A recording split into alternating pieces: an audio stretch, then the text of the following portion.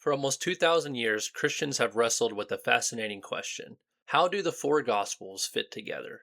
In the mid 2nd century, a Christian theologian named Tatian attempted to answer this question by creating something called the Diatessaron, which was a single blended narrative made out of the four Gospels. But in order to make everything fit neatly together, Tatian had to leave out certain passages and details from the Gospels. And ever since then, Christians have tried to do the same thing, harmonize the Gospels into one seamless story. But is this actually how the Gospels are meant to be read?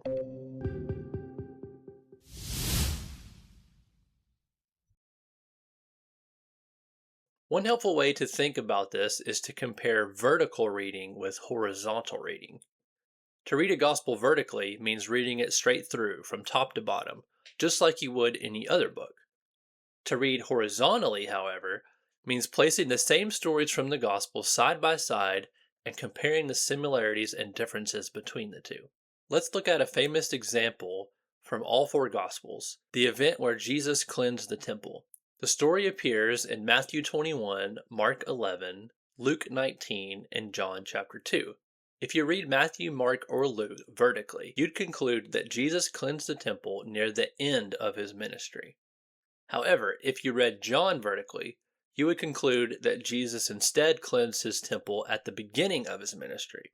In light of this, biblical interpreters ask, well, did Jesus cleanse the temple at the beginning or at the end? Did he do it twice or something else? To answer these questions, you would have to read the Gospels horizontally by comparing the accounts side by side. This is often called harmonization. But there's a problem. It can be dangerous. One danger of over-harmonizing the Gospels is that each Gospel can lose its unique voice in what it is trying to say.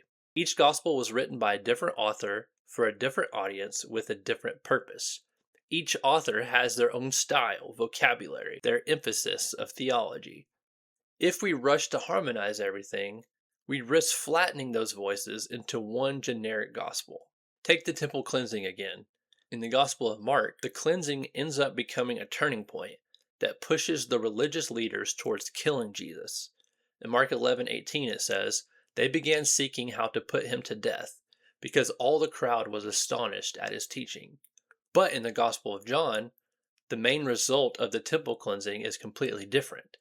In John 2:23 it says, "Many believed in his name as they observed his signs." If you only harmonize the Gospels, then you might miss these unique points that the authors are trying to bring out. Reading John vertically instead asks you to lead questions like, what role does this story play in John's overall structure in his Gospel? How does the cleansing of the temple connect to the other signs that Jesus performs in the Gospel of John? And then, why does John place it at the beginning of Jesus' ministry? However, these questions would not even be on your radar if all we tried to do was force John's version of the story to match Mark's version perfectly. A second danger of harmonization is that it can tempt us to modify or ignore details that don't fit neatly together.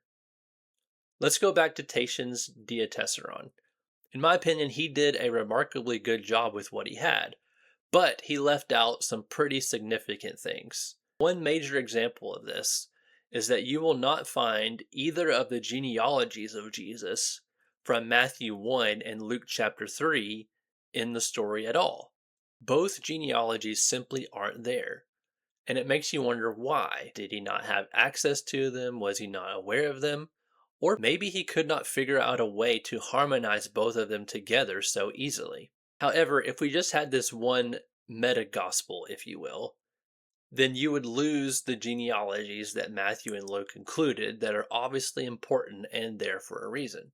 And removing them would also remove part of their message, and that there is the exact danger. When harmonization becomes a priority, the text itself can be reshaped to fit our interpretations. So what do we do then? Well, I think our primary approach should be to read the Gospels vertically, each as its own book with its own structure, themes, and theological aims.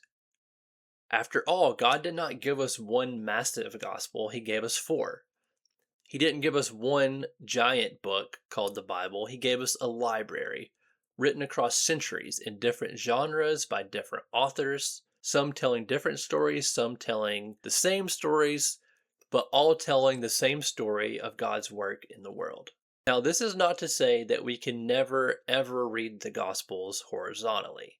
In fact, I think it's okay sometimes to compare the Gospels and even harmonize, but only doing so after we've let each Gospel speak for itself. So, if that's the case, when is it okay to read the Gospels horizontally then?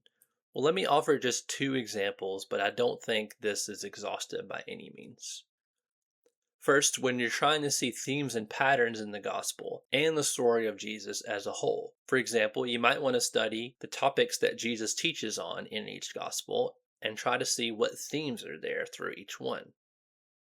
Another method of reading the gospels horizontally is when you're trying to reconstruct the historical account of what happened in the past. In fact, I think biblical scholars do this all the time.